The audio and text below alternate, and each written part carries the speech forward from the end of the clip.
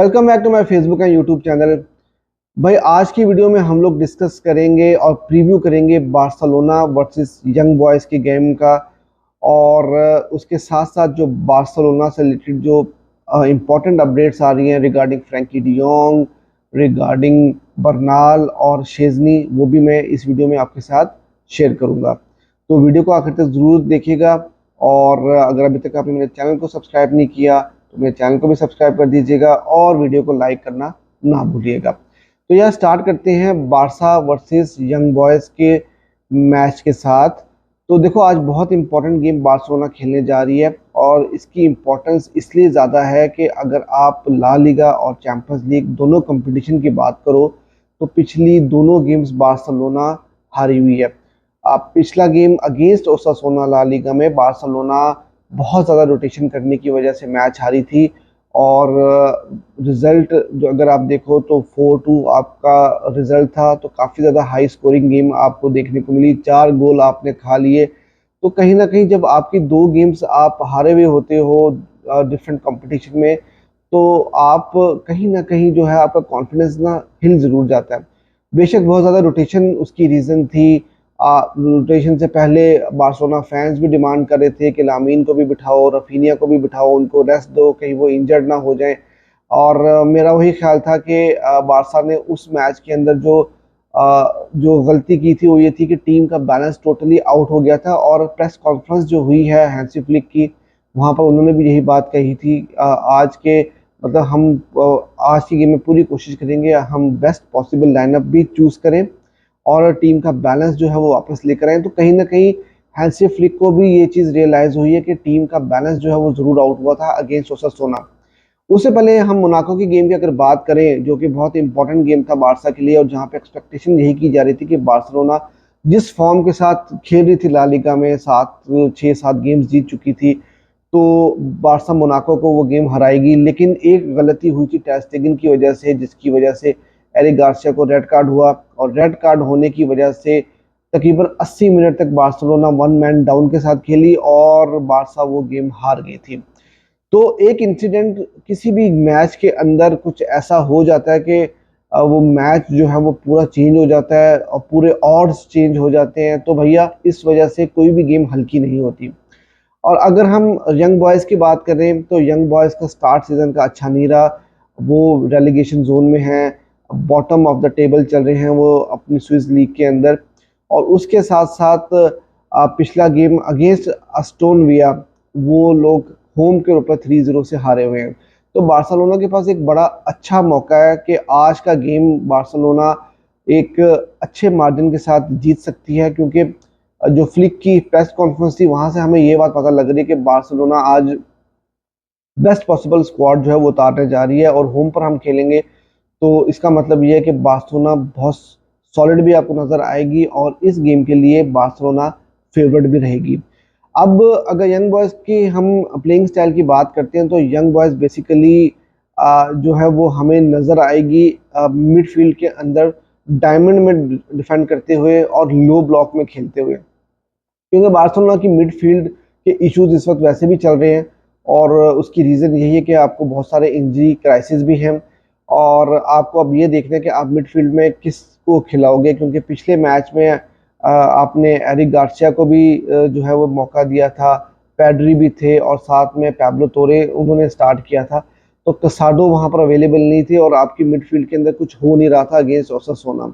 अब Eric Garcia तो इस गेम में अवेलेबल ही नहीं होंगे। तो मेरा अपना ख्याल ये है कि पैब्लो तोरे स्टार्ट करेंगे और उसके साथ कसाडो और पैड्री जो है वो मिडफील्ड में आपको खेलते हुए नजर आ सकते हैं।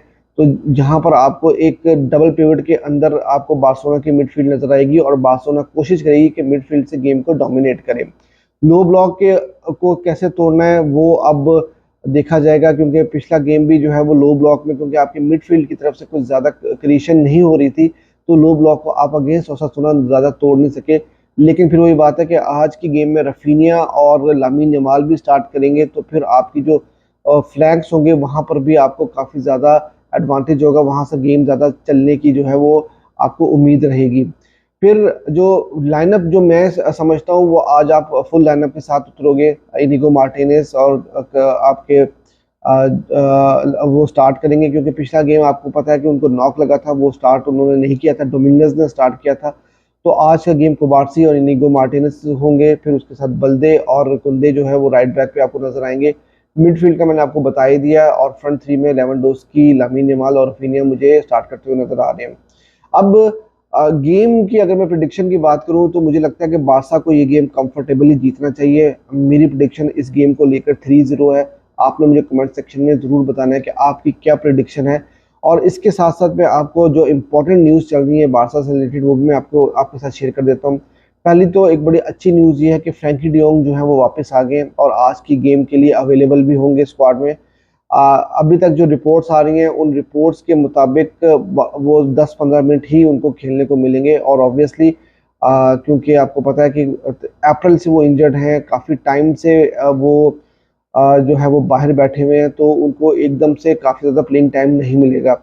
लेकिन अच्छी बात यह है कि बार्सिलोना के पास ऑप्शंस अब अवेलेबल होंगी, और स्पेशली फ्लिक ने भी ये बात बोली है कि इंटरनेशनल ब्रेक के बाद जब प्लेयर्स वापस आएंगे तो फिर हमारे पास मतलब ऑलमोस्ट लगभग फुल स्ट्रेंथ होगी, और वहाँ पर हमारे पास अच्छा मौका होगा कि हम जो बड़ी गेम्स हमने खेलनी है।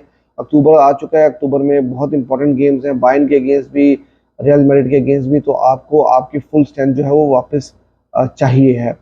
तो एक तो ये बहुत अच्छी न्यूज़ है। और फिर फ्रैंकी डियोंग का जो इंटरव्यू गया था वहाँ पर भी उन्होंने बहुत सारी मिसकंसेप्शंस जो है वो दूर किए हैं उनकी सैलरी के हवाले से, जहाँ पर बहुत सारी रूमर्स चल रहे थे कि वो 37 मिलियन के अराउंड जो है वो अर्न कर रहे हैं और वो सर्जरी नहीं करवाना चाह रहे। तो उन्होंने सारी की सारी जो स्पेकुलेशंस थी या जो भी कंफ्यूजन चल रही थी मीडिया में वो उनको उन्होंने क्लियर किया, which is a very good sign.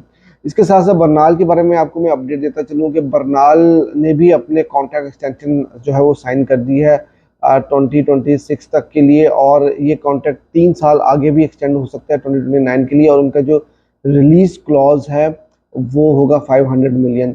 अब बरनाल ने जिस तरह से सीजन को स्टार्ट किया था, बहुत सारे यूरोपियन क्लब्स उनके पीछे पड़े हुए थे उनको साइन करने के लिए, तो बार्सिलोना ने उनकी इंजरी के बावजूद जो है उनको एक कॉन्ट्रैक्ट एक्सटेंशन भी दे दिया और उनका रिलीज क्लॉज भी इंक्रीज कर दिया, ताकि अगर कोई क्लब आकर उनको बाय करना चाहे तो उसके लिए इतना आसान ये सब चीज़ें ना हो। और बरनाल की जो वापसी है वो तकरीबन 1 साल के बाद जो है वो हम एक्सपेक्ट करते हैं। अब इसके अलावा जो बहुत इंपॉर्टेंट न्यूज़ है वो है रिगार्डिंग शेजनी। शेजनी के बारे में बहुत सारी बातें हो रही थी कि शेजनी जो है वो बारसा को साइन करने के लिए आज अवेलेबल होंगे। तो आज वो आए भी, मालागा में उन्होंने लैंड किया, उसके बाद वो बार्सिलोना आए, उनका मेडिकल भी हो गया, मेडिकल उनका क्लियर भी हो गया, और उनको अकॉर्डिंग टू मोंडो डिपोर्टिवो 25 नंबर की शर्ट भी बार्सिलोना अलॉट करेगी।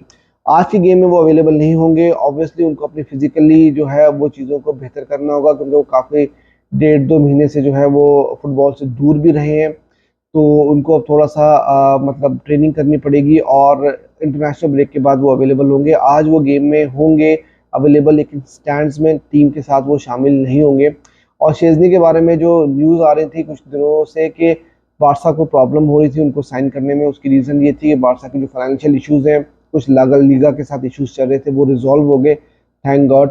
और अब ला लीगा ने भी ग्रीन सिग्नल दे दिया, उनका मेडिकल भी क्लियर हो गया, और वो अब बार्सिलोना के लिए आपको खेलते हुए नजर भी आएंगे। मैं समझता हूँ कि ये बहुत अच्छी एडिशन है, क्योंकि नाकी पीनिया के ऊपर आप ज़्यादा ट्रस्ट नहीं कर सकते। पिछला गेम भी जो है वहाँ पर नाकी पीनिया जो है मुझे उनका कॉन्फिडेंस इतना ज़्यादा नज़र नहीं आया, ऑन द बॉल भी और शॉट स्टॉपिंग में भी वो इतने ज़्यादा आपको अच्छे नज़र नहीं आ रहे थे। तो मेरा अपना ख्याल है कि शेजनी की साइनिंग बहुत अच्छी साइनिंग है, एटलीस्ट आपके पास एक प्रॉपर शॉट स्टॉपर होगा, और आपका जब अच्छा कीपर होता है तो डिफेंस को बहुत ही ज़्यादा वहाँ पर जो है वो कॉन्फिडेंस मिल रहा होता है। तो मेरा अपना ख्याल ये कि ये एक बहुत अच्छा मूव है बार्सिलोना का कि उन्होंने शेजनी को साइन किया। तो खैर ये थी अब तक की वीडियो। मैच के बारे में आपने मुझे कमेंट सेक्शन में ज़रूर बताना है कि आपकी क्या प्रिडिक्शन है चैंपियंस लीग में, क्योंकि देखो टेबल के ऊपर अगर बात की जाए तो बार्सिलोना 22 के ऊपर है, और 32 और 33 के ऊपर मेरे ख्याल से जो है वो, हाँ 33 पोजीशन के ऊपर जो है वो चैंपियंस लीग में वो यंग बॉयज़ हैं। तो बार्सिलोना को ये मैच जीतना चाहिए, और इस मैच को बड़े मार्जिन से जीतना बहुत ही इंपॉर्टेंट होगा बारसा के लिए, क्योंकि एक एक गोल जो बार्सिलोना स्कोर करेगी वो टॉप 8 के लिए जो है वो बहुत ही इम्पोर्टेंट रहेगा। जो गोल आप कंसीड कर रहे हो, जो गोल आप स्कोर कर रहे हो टॉप 8 के लिए आना जो है वो बहुत ही मुश्किल है यहाँ पर, क्योंकि रियल मैड्रिड ने अपना पिछला गेम जीत भी लिया था तो वो फिर भी 9th पोजीशन के ऊपर है। तो टॉप 8 के अंदर क्योंकि अगर आपको क्वालिफाई करना है तो उसके लिए आपके जो गोल्स हैं वो बहुत ही ज़्यादा काउंट होंगे। तो आई होप कि बार्सिलोना यहाँ पर एक अच्छी लीड से मैच जीते।